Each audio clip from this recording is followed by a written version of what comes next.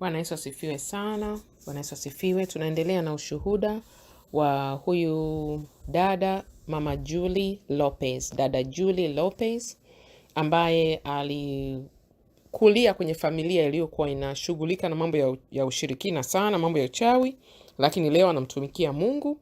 Sababu tunashare ushuhuda huu ni kuna mafundisho mengi sana katika mambo ya siku hizi za leo ambao sisi wengine kama watu wa Mungu na watoto wetu hatuwafundishi jinsi ya kukwepa hila za yule muovu, na tuna hatari sana ya kujikuta tunamkosea Mungu japo wengine wameokoka na tukashindwa kuingia mbinguni. Tuendelee na sehemu inayofuata. We are going to share this second part of this testimony of Miss Julie Lopez, who was a 5th generational witch, who was brought up and trained in the occult. The reason we are sharing this, there are things to warn the body of Christ now so that we may live that walk of holiness, so that we may please the Lord according to the word of God in these dark times that we are living in, so that we may make it to heaven. That is the main purpose of these testimonies. And we will continue to share these testimonies on various channels, Jesus Reigns Restoration Ministry, and other channels. We have other young people that share our teachings in holiness, apostolic holiness in these last times. We believe in one God, one Lord, baptism in Jesus Reigns. Sorry, in Jesus Christ. Hallelujah. In Jesus. So forgive me, Lord Jesus. Baptism in Jesus' name only, and living a holy life. Forgive me all. I'm trying to keep everything together and get this testimony out. This is translated as a request for our Swahili viewers. Hallelujah. Tunaendelea kushare ushuhuda huu. Hebu tuendelee na Bwana Yesu atusaidie.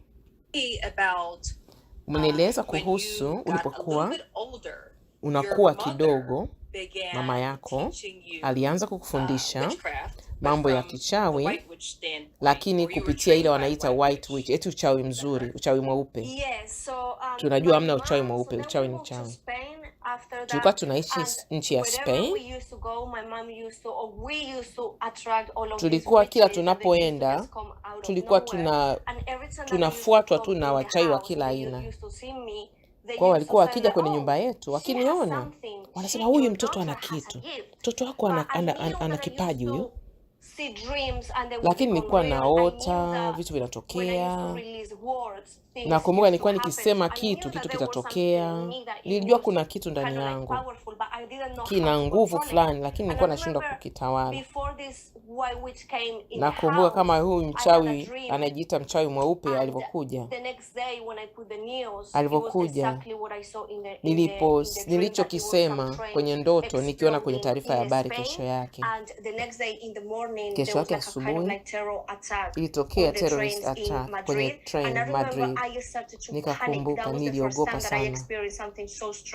Mara yangu ya kwanza kupata kitu chenye nguvu namna, nikawa nalia sana. Nilijua ninatawala vipi, ninafanya nini nikipata ndoto za hivi. Ndio mama yangu akanikaribisha, akanitambulisha kwa rafiki yake. Eti wanafanya hiyo white magic. Wakasema wao sio wabaya kwa sababu hawaumizi mtu. Wanatumia nguvu zao hizo za giza, za kiroho kusaidia eti watu. Kusijui mambo ya dunia, sijui nature na vitu kama hivyo. Ni mambo tunaita new age religion. Wakaanza kunifundisha. Nikiota hizo ndoto, ananifundisha. Ananiambia una uwezo wa kutawala ndoto zako. Ni kitu hapa nilijifunza.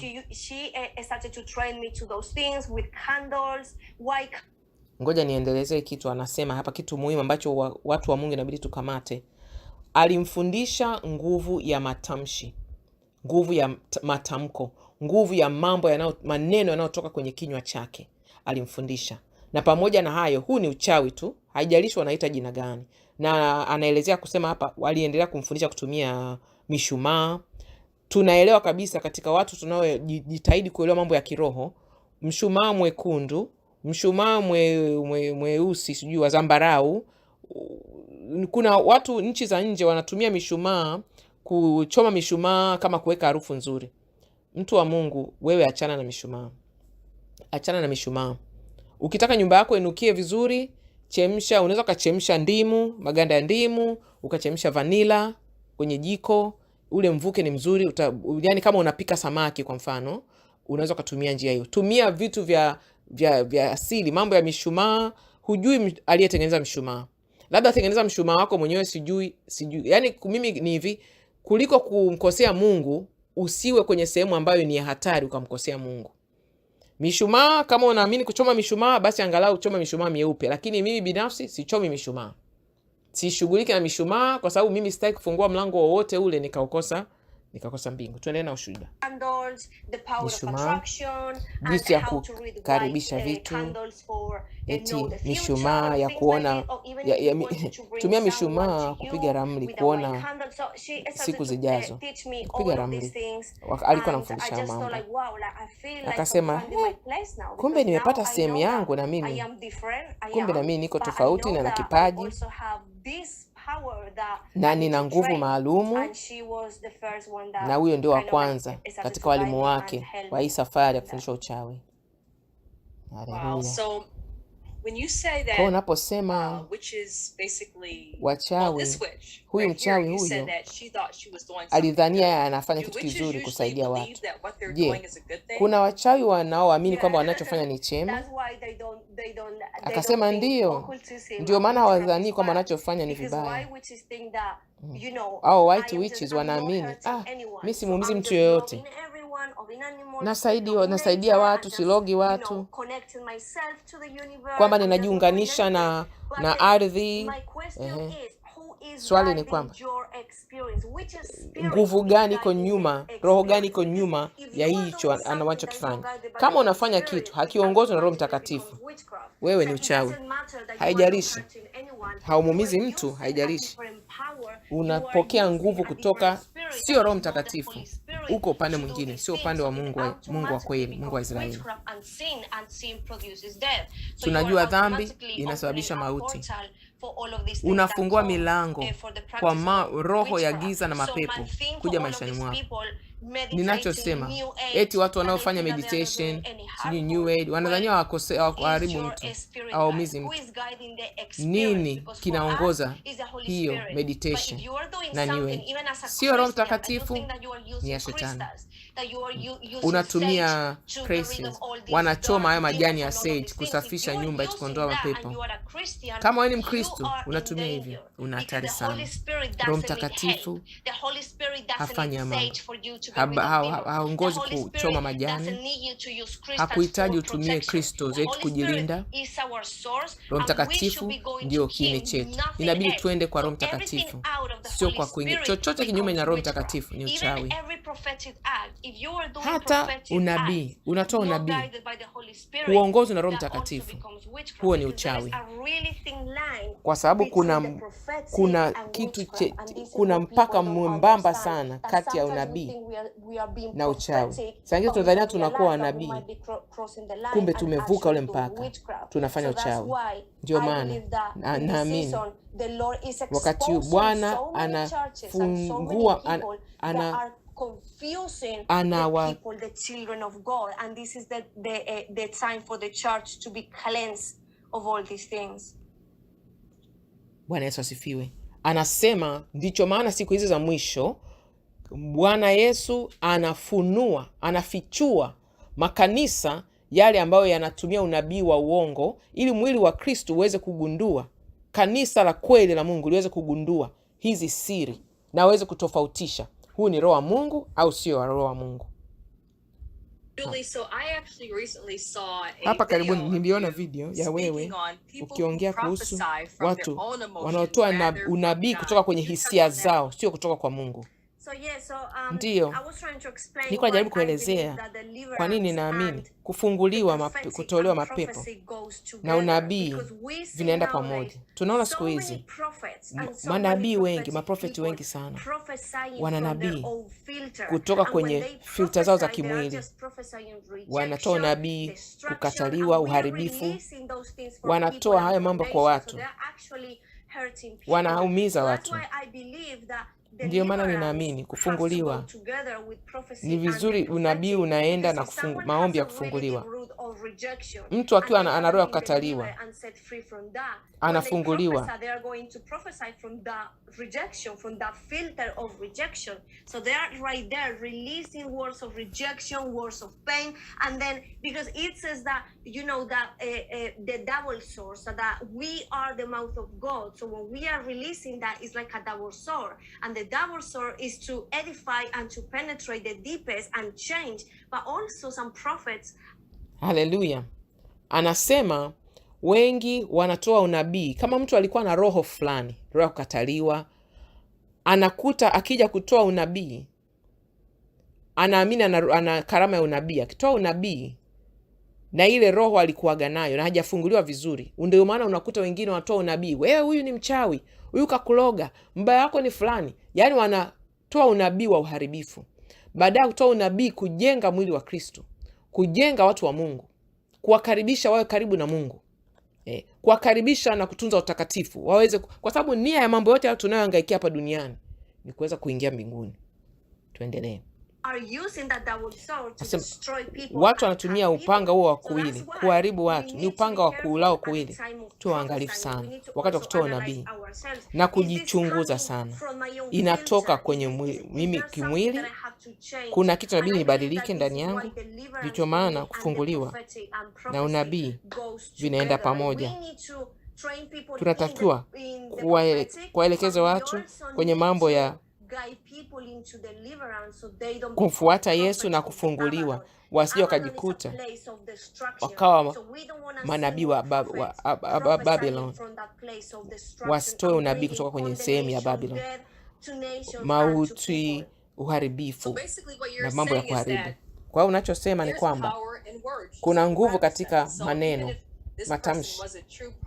Kwa hiyo mtu anaweza kawa ni nabii wa Mungu wa kweli, lakini anaweza akatoa unabii ambacho kitu hakijatoka kwa Mungu, akalaani watu, akasema sawa kabisa.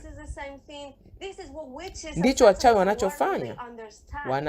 Wanaelewa hiyo, wanaelewa nguvu ya matamshi. Ndio maana wanaoabudu shetani viwango vya juu wanalaani miji mizima.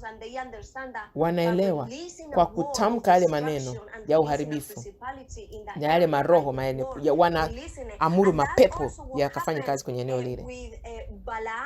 Na pia Balaka alimwambia Balaam kwenda kulaani mlimani, akalaani wana wa Israeli. Alielewa kwamba huyu sehemu ya juu mlimani, sehemu ya mamlaka, kuna mpango maalum hapo. Sehemu ya juu ina maana fulani. Alimtuma huyu mchawi kwenda kwenye mlima ule kulaani wana wa Israeli, lakini alivyofika pale ni baraka tu zilikuwa zinatoka kinywa chake. Tunajua kuna nguvu katika maneno kwa ajili ya maisha, uhai, mauti, sehemu. Sisi kama Wakristo, watu wa Mungu, inabidi tuwe waangalifu sana.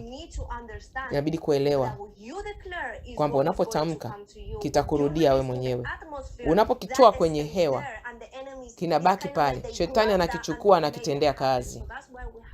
Kwa mwangalifu sana, kinaweza kukurudia we mwenyewe kama umekitoa bila kuelewa. Kwa hiyo tunaelewa wanadamu waliumbwa na mfano wa Mungu, ndio wanaweza wakitamka kitu kina nguvu na kinatenda kazi, kinatenda kazi, samahani. Kwa maana Mungu ameumba wanadamu kwa mfano wake.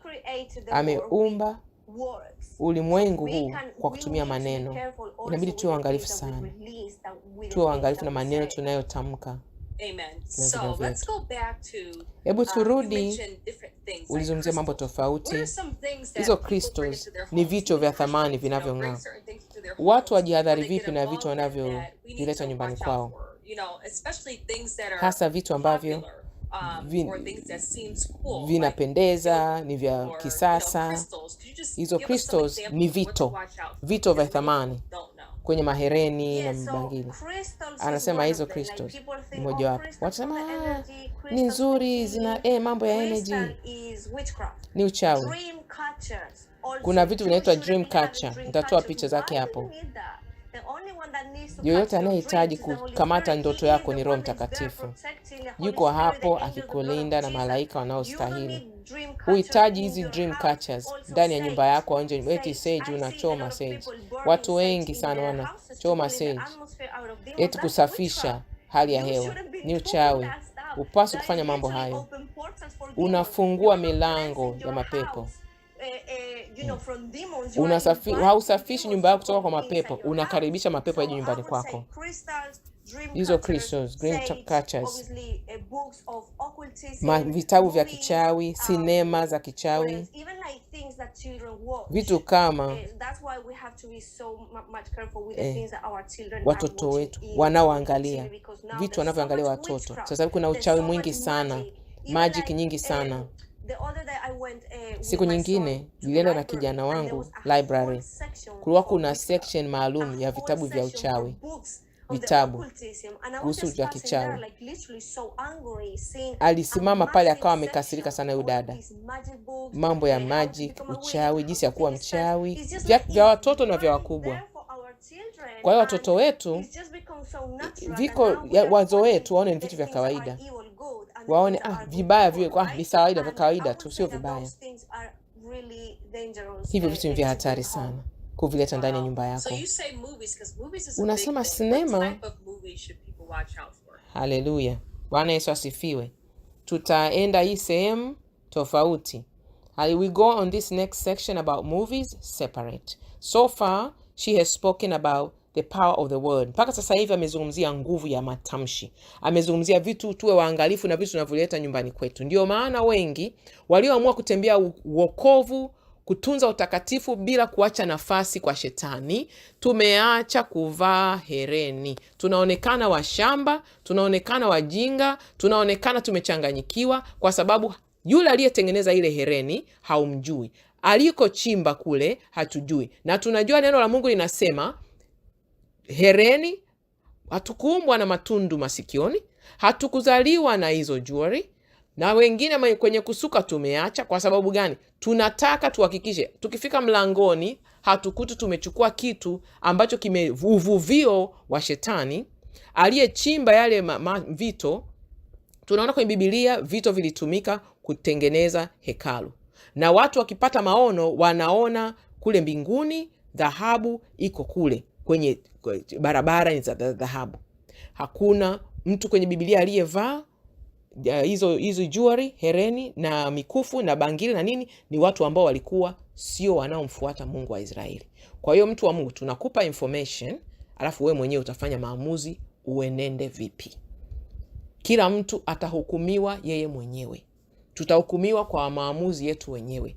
Sisi tunachokifahamu tutashare na wewe.